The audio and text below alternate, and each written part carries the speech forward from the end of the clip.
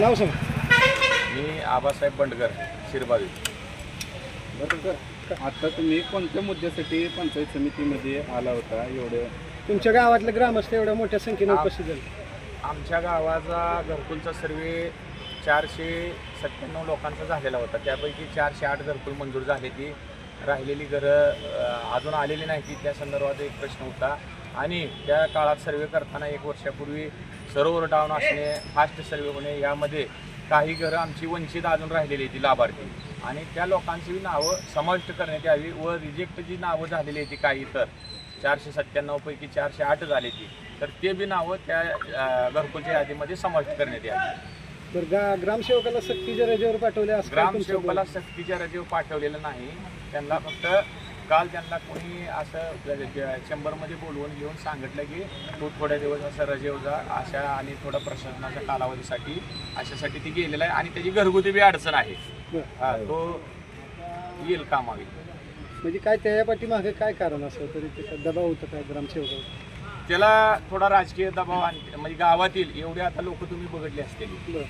मी सर्वांसमोर विचारलेलं आहे की ग्रामसेवक धनाजी गोतसरेबद्दल कोणाची काय तक्रार आहे का, किंवा त्यांनी कोणाला 100 रुपये मागितलेत का, किंवा त्यांनी तुमच्यासाठी काहीही केलं. तर तुम्ही सर्वांनी ऐकले की त्यांनी आम्हाला कुठलीही पैसे डिमांड कधी केलेली नाही. आमचं सर्वांच्या सह्या वेळेत दिलेल्या आहे, त्या गावात वेळेत येतो ते सर्वांनी सांगितले. त्यासाठी त्या गोतसुरेच्या प्रेमापोटी सर्व लोक आलेले होते.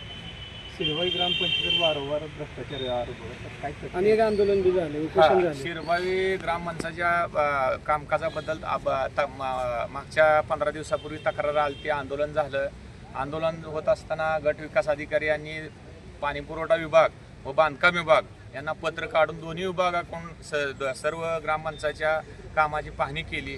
त्या पाहणीमध्ये संबंधित विभागाने गट विकास अधिकारी यांना अहवाल सादर केलेला आहे. तर त्या कामामध्ये कुठलाही भ्रष्टाचार नाही आणि तथ्य नाही असं आढळून आले. असा अहवाल दोन्ही विभागांनी दिलेला आहे, आणि तो गट विकास अधिकाऱ्यांनी पुढे पाठवला आहे. काम न करता बिले काढली असा आरोप आहे तुमचे? नाही, तो त्यांनी चेक केलं ना. अहवाल तसा आला? हा, चेक करून. आता कुठलीही गोष्ट अशी राहिली नाही की काम न करता बिलं काढणे. आमच्या गावात तर तशी प्रथाच नाही. प्रत्येक कामाचं जिओ टॅगिंगचं फोटो येतं, स्थळदर्शक नकाशा येतं, त्याची MBA मूल्य CC आणि डेप्युटी इंजिनियर एक्झिक्युटिव्ह इंजिनियरचे सह्या येते. आणि तिसरी गोष्ट, प्रत्येक काम ह्यांना जाग्यावर उकरून आम्ही धावलेलं आहे. 2 कामं राहिली होती तर आम्ही त्यांना उकरून धावून ठेवलेली, ती येऊन बघून जातील. आता गट विकास तुम्हाला काय असं गट विकास अधिकाऱ्यांनी गोतसुरेंना हजर करण्याचा आम्ही आदेश देतो असं सांगितलं. आणि राहिलेली जी घरकुल लाभार्थी आहेत त्यांना तुम्ही ग्रामसभेमध्ये ठराव करून द्या, आम्ही ते लाभार्थी घेण्याचा आम्ही